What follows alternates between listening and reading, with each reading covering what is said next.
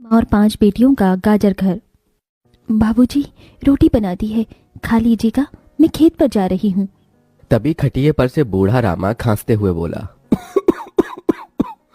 अरे बहू, ये ले, मेरी शॉल लेती जा, बाहर बड़ी ठंड पड़ रही है। नहीं बाबूजी, इसकी जरूरत आपको ज्यादा है, क्योंकि घर में ओढ़ने को एक भी कंबल नहीं। माँ, आज हम तीनों भी आपके साथ चलेंगे खेत पर बच्चों, तुम्हारे पास स्वेटर भी नहीं, सर्दी लग जाएगी। माँ, जल्दी तो आपको, गुलिया दीदी और तानी दीदी को भी लगेगी। अगर हम जब एक साथ मिलकर खेत पर काम करेंगे तो ज्यादा पैसे आएंगे और फिर हम कंबल खरीद लेंगे। मेरा राजा बेटा कितना समझदार हो गया है, माँ के दुख को समझने लगा है। सरिता अपने बच्चों के साथ खेत पर आती है, जो कि जंगल के पास पड़ता था। बच्चों, हमें आज के आज खेत जोतकर गाजर की फसल बोनी है। सरिता की चारों बेटियां और राजा भी कड़ी मेहनत से बंजर खेत को जोतते हैं और फिर सब मिलकर खेती करते हैं। दिन बीतते हैं। एक रोज जब सरिता घर आती है तो वो अपने पति को घर में जुआ खेलते देखती है। अरे बिरजू, भूख लगी है। ये ले दारू, 2 घूंट मार ले। अरे खाली दारू, इसके साथ कुछ चखना मिल जाता तो मजा आ जाता। अरे देख बिरजू, तेरी लुगाई आ गई। बिरजू को घर में जुआ खेलते देखकर सरिता बौखला कर बोली, अजी, तुमको शर्म नहीं आती? घर में जुआ खेलते और दारूबाजी करते। तो फिर बोली, अरे जानती नहीं, पति परमेश्वर होता है और पत्नी की जगह पति के पैरों में होती है। चल जल्दी से मेरे लिए अंडा ऑमलेट बना और गरम रोटी भी। तुम्हें अब मुफ्त का खिलाने को राशन नहीं मेरे पास। 6 बच्चे हो गए हैं, जानती भी हो इन सब का पेट कितनी मुश्किल से पाल रही हूँ मैं। तुम्हें तो जिम्मेदारी से मतलब ही नहीं। घर में बूढ़ा बीमार पिता है, तुम तो कमाने गए थे ना, फिर क्या हुआ? आते ही पैसे मांगने लगी। पति ने खाया पिया कि नहीं ये तेरा बाप पूछेगा। नशे में तो बिरजू सरिता से अकड़ते हुए अपनी चमड़े की चप्पल निकालकर उसे बहुत पीटता है। ये ले, और लड़ाई जबान। मैं कमाता नहीं तो क्या इस घर में मेरी इज्जत नहीं होगी? ये ले। बचाओ, बचाओ, माँ को मत मारो पिताजी।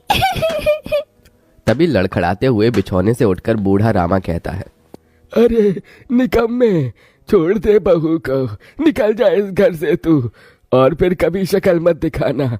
अरे ये मेरा घर है, मैंने बनाया है इसे। बिरजू चला जाता है। तभी रामा रोते हुए बोलता है, अरे जाने कैसे उड़ाऊं बेटे को जन्म दे दिया है मैंने। मेरे हाथों भारी गलती हो गई जो इसे तेरी शादी कराई। बहू माफ कर दे मुझे। पर उस 5 बेटियों की गरीब माँ का दुख इतना ही नहीं था कि एकदम से जोरदार तूफान उठा और झोपड़ी की छत हवा के झोंके से उखड़ कर गिर गई। हे भगवान, इतना भयंकर तूफान!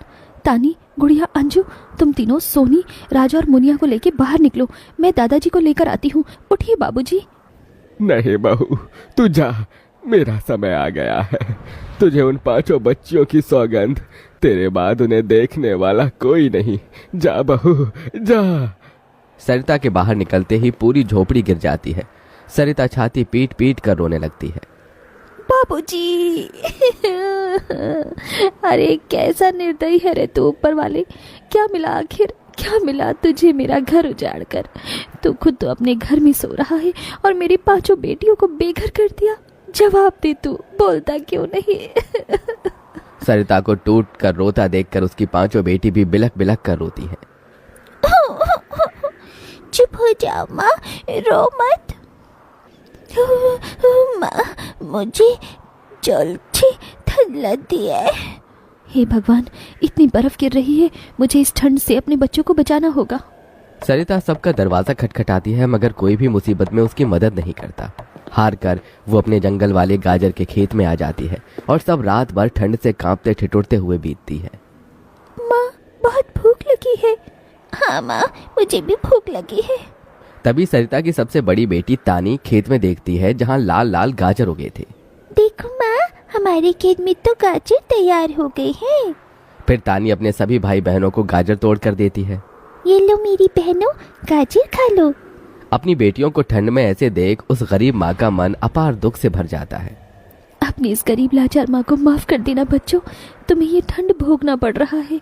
तभी एकदम से दिन का माहौल रात सा हो जाता है और तेजी से बर्फ गिरने लगती है।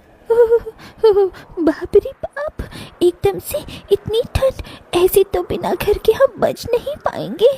तभी सरिता अपना आंचल उन पर उड़ाती है, मगर बच्चे थरथरा उठते हैं कि एकदम से गुड़िया कहती है, माँ, तानी दीदी, हम अपना घर बना सकते हैं। मगर कैसे बिटिया, हमारे पास पैसे भी तो नहीं। माँ देखो, हमारे खेत में कितने सारे गाजर उगे हैं, हम इसी से अपना घर तैयार करेंगे, पर हम सबको साथ मिलकर मदद करनी होगी। राजा बेटा, जब तक कि हम गाजर घर तैयार नहीं कर लेते, तुझे अपनी छोटी बहनों का ख्याल रखना होगा। रखेगा ना? हाँ माँ, रखूंगा। सरिता आग जलाकर अपने दोनों सबसे छोटे बच्चों को उसके पास बिठा देती है और खुद अपनी चारों बेटियों के साथ उस भयंकर ठंड में गाजर घर बनाने लगती है। अंजू, सोनी, गुड़िया, तुम दोनों मुझे और तानी दीदी को गाजर तोड़ तोड़ कर दो, हम घर बनाते हैं। ठीक है माँ। गरीब माँ बेटियां मिलकर गाजर घर बनाती हैं, मगर घर एकदम से ढह जाता है, जिससे सरिता दुखी हो जाती है। कितनी मेहनत से ये गाजर घर बनाया था हमने, मगर सारी मेहनत बेकार चली गई। तभी चारों बेटियां रोते हुए गाकर अपनी माँ को हिम्मत देती हैं। जिंदगी की यही रीत है, हार के बाद ही जीत है, थोड़े आंसू है थोड़ी हंसी, आज गम है तो कल है खुशी, जिंदगी की यही रीत है, हार के बाद ही जीत है। मेरी बच्चियों। रोते हुए सरिता अपनी बेटी को गले से लगा लेती है। वो फिर कोशिश करते हैं, कई बार उनका गाजर घर बिगड़ता है। तभी गुड़िया कहती है, माँ, अगर हम अपना गाजर घर मजबूत बनाने के लिए पहले लकड़ी फट्टे से ढांचा बना लें, तो फिर हमारा गाजर घर नहीं गिरेगा। सब ऐसा ही करते हैं, जिससे उस बार उनका गाजर का घर मजबूत बन जाता है। सरिता अपनी पांचों बेटियों और बेटे के साथ घर के अंदर आती है। तब जाकर उनके शरीर को गर्माहट महसूस होती है। अरे वाह माँ, दीदी, आप सबने कितना सुंदर गाजर घर बनाया है, और ये कितना गर्म भी है। तभी सरिता अपने बेटे बेटियों का मुंह देखती है। सबकी आंखों में भूख थी। मैं जानती हूँ तुम सबको भूख लगी है ना, अपनी माँ को एक दिन दे दो, मैं कल काम ढूंढ लूंगी। ठीक है, आज हम ये गाजर खाकर सो लेंगे। आप भी खा लो ना माँ, आपने 2 दिन से कुछ नहीं खाया। सोनी अपने नन्हे हाथों से अपनी गरीब माँ को गाजर खिलाती है। अगले दिन सरिता ठंड में इधर से उधर काम ढूंढने भटकती रहती है, मगर कोई उसे काम नहीं देता। इधर अब उसके खेत के गाजर भी खत्म हो गए थे, जिससे उसकी बेटियां भूखी थी और उसकी दुधमुही बेटी भूख से रोई जा रही थी। माँ, मुन्निया को भूख लगी है, उसे खाना चाहिए। छोटे बच्चे खाना नहीं खाते राजा, इसे दूध पीना है। हे बसुरी बजैया, एक माँ की ममता की इतनी भी परीक्षा मत लो कि वो अपने बच्चे को दूध भी ना पिला सके। तभी सरिता को द्वार पर एक गाय के रंभाने की आवाज सुनाई दी। माँ, लगता है बाहर गाय आई है। सरिता अपनी बेटियों के साथ बाहर आकर देखती है तो गाय के थन से दूध की धारा बहे जा रही थी। इस गाय के थन में कितना दूध गिर रहा है। सरिता गाय का गर्म दूध अपनी बेटी को पिलाती है। तभी गाय उसके खेत में जाकर गोबर कर देती है, जिससे एकदम से जादू होता है और खेत लाल चमकदार गाजर से भर जाता है। माँ, ये तो कोई जादुई गाय लगती है। देखो, हमारे खेत में कितने गाजर हो गए। हाँ गुड़िया, मैं जादुई गाय हूँ। मुझे वरदान प्राप्त है, जिस भी बंजर खेत में मैं गोबर करूँगी वो फसल से भर जाएगी। मैं इससे पहले भी तुम्हारे खेत में आई थी। इसका मतलब गौ माता, आपकी वजह से उस वक्त भी मुझ गरीब के बंजर खेत में गाजर उगी थी। आपका कोटि कोटि धन्यवाद गौ माता। माँ, तुम काम ढूंढ रही थी ना, अब मत ढूंढना। तुम तो कितना अच्छा गाजर का हलवा बनाती हो, और गाय के दूध से खोया, घी, दूध सब बनता है। तुम हलवा बनाकर बेचो। सरिता उस गाय के दूध से घी खोया तैयार कर लेती है और गाजर का हलवा बनाकर बेचने लगती है, जो कि लोगों को खाने में स्वादिष्ट लगता है।